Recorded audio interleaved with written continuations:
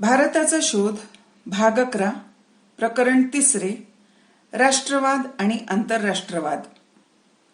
भारतासंबंधीची माझी प्रतिक्रिया पुष्कळशी अशी भावनात्मक होती. अर्थात ही भावनात्मक प्रतिक्रिया ही अनेक गोष्टींनी बनली होती व मर्यादित होती. ही प्रतिक्रिया राष्ट्रवादाचे स्वरूप घेते. पुष्कळांच्या बाबतीत या राष्ट्रवादाला मर्यादा राहत नाही, धरबंध राहत नाहीत. परंतु माझे तसे नव्हते. माझ्या आजच्या हिंदुस्थानच्या अवस्थेत राष्ट्रवाद अपरिहार्य आहे. राष्ट्रवाद ही नैसर्गिक आणि आरोग्यदायी वाढ आहे. कोणत्याही परतंत्र राष्ट्राला स्वतःच्या स्वातंत्र्याची तहान प्रथम हवी, पहिली प्रभावी प्रेरणा हवी.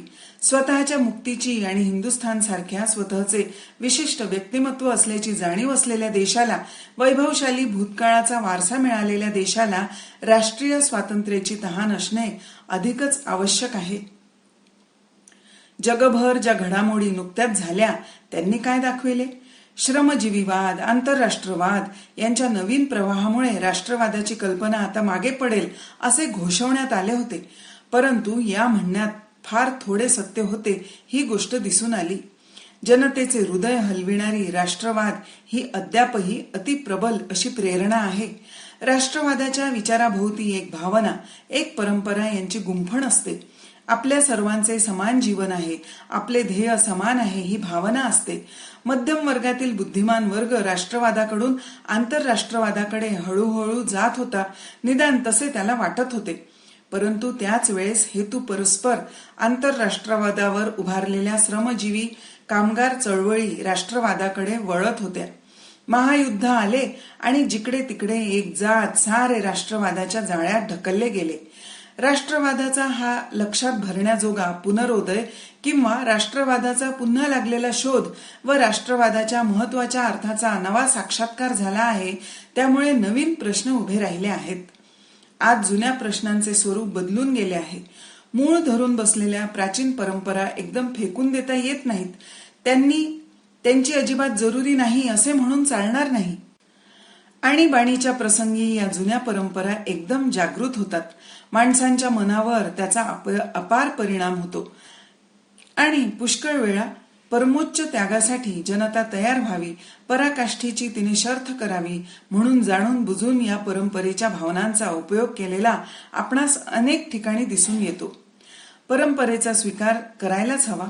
अर्थात नवीन विचाराला, नवीन काळाला, नवीन परिस्थितीला अनुरूप अशा प्रकारचा बदल तिच्यात केला पाहिजे ही गोष्ट खरी. नवीन परिस्थितीशी तिचा मेळ घातला पाहिजे. त्या जुन्यातून पुढे नवीन परंपरा उभी केली पाहिजे. राष्ट्रवाद या ध्येयाची मुळे खोल गेलेली आहेत, तो प्रबल आहे. राष्ट्रवाद म्हणजे जुन्या जमान्यातील चीज, तिला यापुढे काही अर्थ उरला नाही असे मुळीच नाही. परंतु अपरिहार्य अशा आजच्या परिस्थितीतून नवीन ध्येये आज जन्माला आली आहेत. आंतरराष्ट्रवाद, श्रमजीवीवाद उत्पन्न झाले आहेत. या विविध ध्येयांचे एक जिनसी असे संमिश्रण, एक विशाल समन्वय आपणास करणे प्राप्त आहे. जगातील विरोध, वैरे कमी व्हावीत असे वाटत असेल, जागतिक समतोलपणा हवा असेल, आपणास असे वाटत असेल तर राष्ट्रवाद नि हे नवे वाद यांचा कोणत्या तरी स्वरूपात मेळ घातल्या वाचून गत्यंतर नाही. राष्ट्रवादाची हाक हृदयाला सदैव हलवणार आहे हे आपण कबूल केले पाहिजे. मानवी मनाला त्याची सनातन ओढ आहे हे लक्षात ठेवून या भावनेला आपण वाव दिला पाहिजे. परंतु मर्यादित क्षेत्रातच या भावनेला अधिसत्ता देणे योग्य ठरेल. नवीन ध्येय, आंतरराष्ट्रीय चळवळी यांचा या देशांवर अपार परिणाम झालेला आहे. त्यांच्यावर सुद्धा राष्ट्रवादाची जर इतकी पकड अद्याप आहे तर भारतीयांच्या मनावर ती त्याहून कितीतरी अधिक असणार. कधी कधी असे सांगण्यात येत असते की हा तुमचा राष्ट्रवाद तुमच्या परागतीचे, मागासलेपणाचे द्योतक आहे. इतकेच नाही तर पुढे आणखी असेही म्हणतात की तुमची स्वातंत्र्याची मागणी ही सुद्धा तुमच्या मनाचा कोतेपणा दाखविते. ब्रिटिश साम्राज्यात किंवा ब्रिटिश राष्ट्रसंघात हिंदुस्थानचे दुय्यम तिय्यम दर्जाचे भागीदार होऊन राहण्याने जगात आंतरराष्ट्रवाद विजयी होणार असे या टीकाकारांना बहुधा वाटत असावे. ज्याला आज आंतरराष्ट्रवाद म्हणून गोंडस नाव देऊन आमच्या समोर मांडण्यात येत आहे तो आंतरराष्ट्रवाद म्हणजे संकुचित ब्रिटिश राष्ट्रवादाचे वाढलेले स्वरूप होय. ब्रिटिश हिंदी इतिहासाचा अपरिहार्य परिणाम हा की अशा ब्रिटिश राष्ट्रसंघात आम्ही सामील होणे ही गोष्ट सुतराम अशक्य आहे. परंतु क्षणभर आम्ही त्या गोष्टी विसरून बाजूला ठेवून जरी बघितले तरीही या ब्रिटिश प्रणित आंतरराष्ट्रवादात आम्ही शिरावे असे त्यात काहीही नाही. आणि असे असूनही राष्ट्रवादाची प्रखर ज्वाला भारतात धगधगत असूनही कितीतरी अन्य राष्ट्रांपेक्षा खऱ्या अर्थाने आंतरराष्ट्रवाद आणि आंतरराष्ट्रीय सहकार्य यांच्यासाठी भारत पुढे आलेला आहे. त्याने त्यांचा स्वीकार केला आहे. एवढेच नव्हे तर जागतिक संघटनेसाठी स्वतंत्र राष्ट्र म्हणून असणाऱ्या हक्कांना मर्यादा घालायलाही, थोडे खालचे स्थान घ्यायलाही भारत तयार आहे. भारताचे सामर्थ्य व दुर्बलता. भारताच्या सामर्थ्याची तसेच भारताच्या अवनती व ऱ्हासाची कारणे शोधण्याचा मार्ग लांबचा व गुंतागुंतीचा आहे. परंतु त्या ऱ्हासाची आजची कारणे अगदी स्पष्ट आहेत. यांत्रिक ज्ञानाचे जे नवीन तंत्र युरोपात निर्माण होत होते त्यात हा देश मागे राहिला. पुष्कळ गोष्टीत तो युरोप खंड कित्येक वर्षे मागासलेले होते. ते एकदम या नवीन उद्योगधंद्यातील शोधामुळे पुढे आले. या उद्योगधंद्यांतील नवतंत्रा पाठीमागे शास्त्रीय दृष्टी होती, विज्ञान वृत्ती होती. त्याचप्रमाणे अनेकविध गोष्टीत नवीन होणारा, साहसी जलपर्यटनात संशोधनार्थ काढलेल्या सफरीतून दिसून येणारा अपार उत्साह, दुर्दम्य जीवनशक्ती हीही होती. या नवीन शोधांनी युरोपातील राष्ट्रांना नवीन लष्करी सामर्थ्यही प्राप्त झाले. त्यामुळे पूर्वेकडे पसरायला आणि पूर्वेवर अधिराज्य स्थापायला त्यांना कठीण गेले नाही. ही केवळ हिंदुस्थानचीच कहाणी नाही, बहुतेक सर्व आशियात हेच घडून आले आहे. हे असे का घडले त्याच्या मुळाशी जाणे अधिकच कठीण आहे. कारण प्राचीन काळी पहिल्या शतकात तरी भारतही बुद्धीच्या क्षेत्रात कमी जागरूक नव्हता. कारण उद्योगधंद्यांतील कौशल्यातही मागे नव्हता. परंतु हळूहळू सारे बिघडत चालले होते. ही क्रिया एकदम झाली नाही. शतकानुशतके ही अधःपाताची, ऱ्हासाची क्रिया नकळतपणे होत होती असे वाटते. हळूहळू नवे उद्योग हाती घ्यावे, व्याप वाढवावा हे कमी होऊ लागले. जीवन प्रेरणा, विजिगीषू वृत्ती कमी होत गेली. प्रतिभा लोपली, निर्मात्री वृत्ती सुकली. केवळ अनुकरण करणारी वृत्ती आली. सृष्टीची, या विश्वाची कोडी उलगडण्यासाठी आत घुसू पाहणारी ती बंडखोर विजयी बुद्धी दिसेनासी झाली व तिच्याऐवजी शब्द ब्रह्मात रमणारा, टीका टिप्पणी लिहिणारा, लांब विवरणे आणि भाष्ये लिहिणारा भाष्यकार आणि टीकाकार समोर उभा राहिला. भव्य शिल्प, दिव्य कला मागे पडली आणि बारीक सारीक कंटाळवाणे नक्षीकाम निर्माण होऊ लागले. त्यात कल्पनेची किंवा आदर्शाची उदात्तता दिसून येत नसे. भाषेतील जोर गेला. किती विपुल आणि सामर्थ्य संपन्न भाषा होती आणि साधी असून सुद्धा पुन्हा किती प्रभावी वाटे. परंतु ते सारे जाऊन तिच्या जागी अलंकारिक, कृत्रिम, समास प्रचूर अशी क्लिष्ट भाषा आली. पूर्वी साहसी वृत्ती होती. जीवन स्त्रोत दुथडी वाहत होता. त्यामुळे दूर दूर जाऊन नवीन नवीन वसाहती आपण वसविल्या. त्या वसाहतींच्या केवढाल्या योजना, विशाल कल्पना, भारतीय संस्कृती कितीतरी दूर दूरच्या देशात आपण नव्याने रुजवली. परंतु तो चैतन्यपूर ओसरला. ती साहसी वृत्ती अस्तंगत झाली.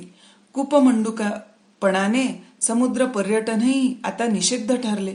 आरंभीच्या काळी सर्वत्र दिसणारी ती जिवंत जिज्ञासा, तो संशोधक बुद्धिवाद, ज्यामुळे पुढे विज्ञानातही आपण भरपूर प्रगती केली असती, ती जाऊन त्यांची जागा अंधश्रद्धेने घेतली. भूतकालाची आंधळेपणाने पूजा करणे एवढेच शिल्लक राहिले. भारतीय जीवनाचा प्रवाह मंद मंद होत भूतकालात अटकून पडलेला, शतकांच्या जमलेल्या गाळातून हळूहळू जेमतेम वाहताना दिसतो. भूतकालाच्या अजस्त्र ओझ्याखाली भारतीय जीवन चिरडून गेलेले दिसते व सर्वत्र एक प्रकारची मूर्छा पसरलेली दिसते. मनाच्या अशा निष्क्रिय व चैतन्यहीन स्थितीत आणि देहाला अपार थकवा आलेला असताना भारताचा झपाट्याने ऱ्हास होत गेला व जगातील बाकीचे देश पुढे जात असता भारत देश अंग ताठून निश्चित पडून राहिला, यात आश्चर्य नाही. परंतु हे असे वर्णन म्हणजे संपूर्ण सत्य नव्हे. केवळ गतिहीनच आपण शतकानुशतके असतो, केवळ साचलेल्या डबक्यातच बसून असतो तर भूतकाळाशी अजिबात संबंध तुटला असता. परंपरा, अखंड प्रवाह राहताना केवळ दगडासारखे अचल निर्जीव आपण शेकडो वर्ष राहिलो असतो तर पूर्वीच्या युगाचा संपूर्ण अंत झाला असता आणि त्याच्या भग्नावशेषांवर काही नवीन जिवंत उगवलेले दिसले असते, नवीन उभारणी झालेली दिसली असती. परंतु असा पूर्वीच्या युगाचा अंत होऊन खंड पडलेला दिसत नाही.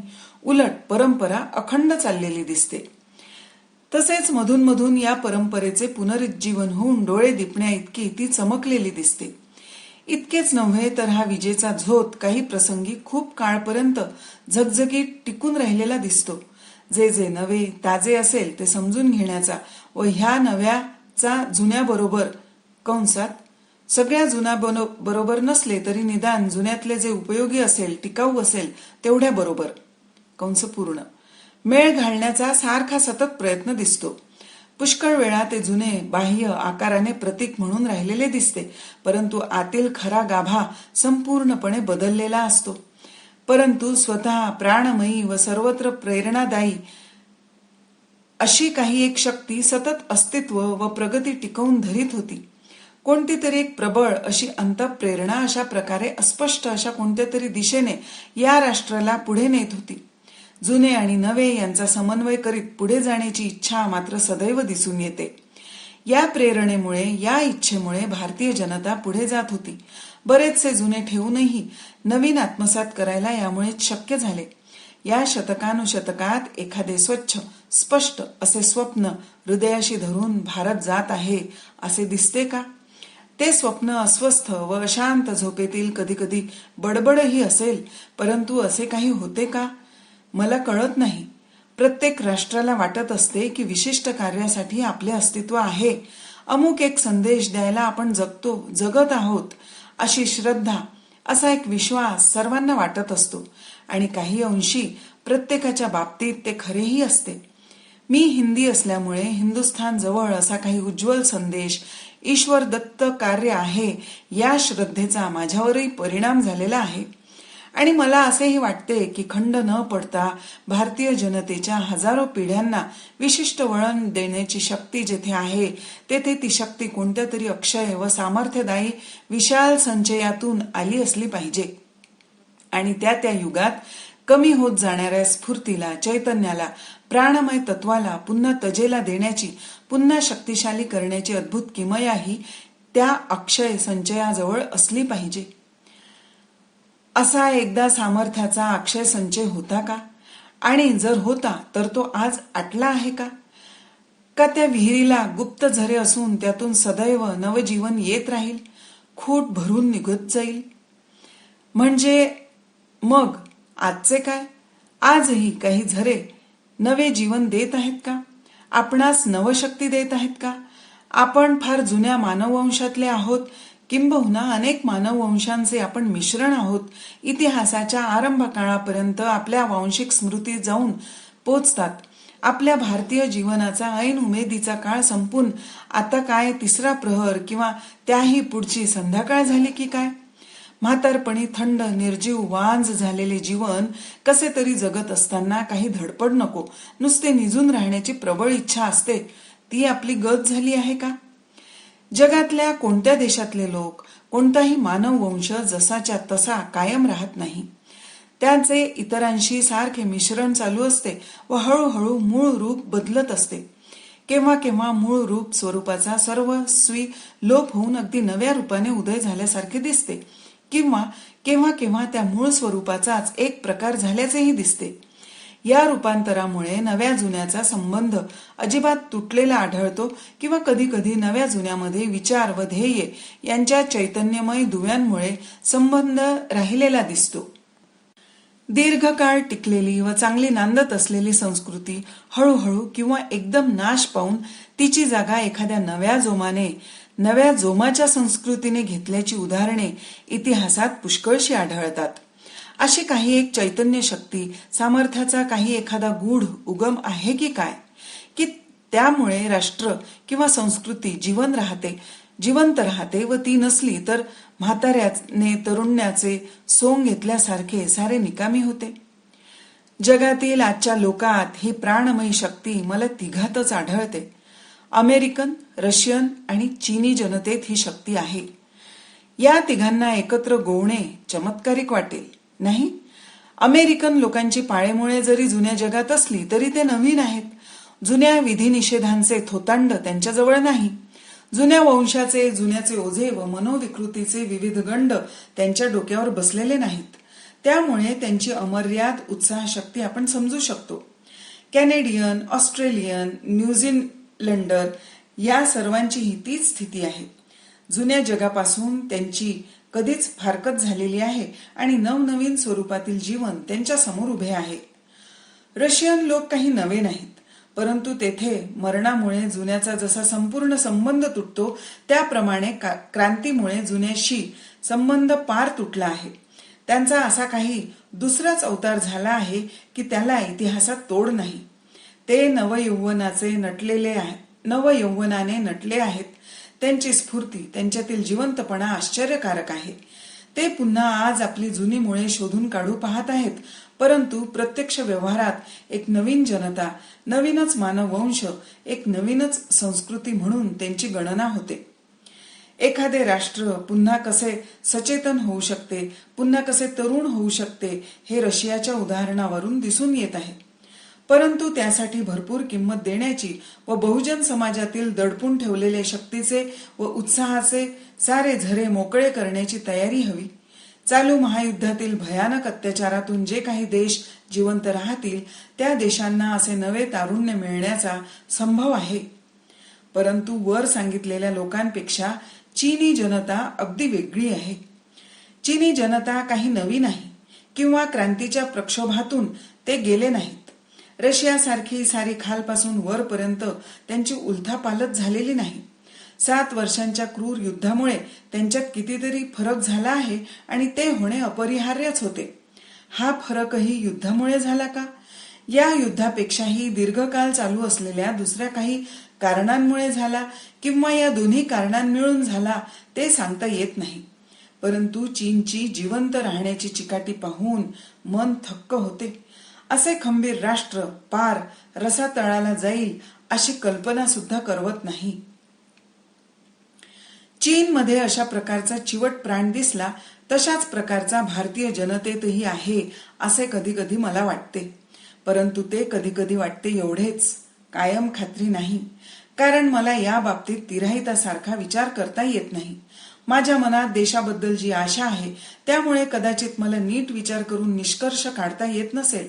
परंतु भारतीय जनतेत सर्वत्र मिसळत असताना, हिंडताना या चैतन्याच्या शोधात मी असे. माझ्या लोकात हे चैतन्य असेल तर सारे ठीक होईल, भिण्याचे कारण नाही असे वाटे. आणि जर ते नसेल तर आमच्या या घोषणा आणि आमचे हे राजकीय उद्योग केवळ मनाची फसवणूक आहे व तेवढ्यावर आम्ही विशेष काही करू शकणार नाही. कसे तरी माझे राष्ट्र जगावे आणि यासाठी एखादी राजकीय तडजोड करावी असे माझ्या मनात कधी आले नाही. मला वाटे की हिंदी जनतेत शक्ती, उत्साह, कर्तव्य यांचा प्रचंड संचय आहे, पण तो कोंडलेला आहे. तो मोकळा करून हिंदी जनतेला नवतारुण्य यावे अशी मला तळमळ होती. या जगात अशा ठिकाणी भारत उभा आहे की तेथे उभे राहून दुय्यम दर्जाचे काम त्याने करणे केवळ अशक्य आहे. भारत पहिल्या दर्जाचे राष्ट्र जरी होईल तरी होईल किंवा अजिबात बाजूला पडेल.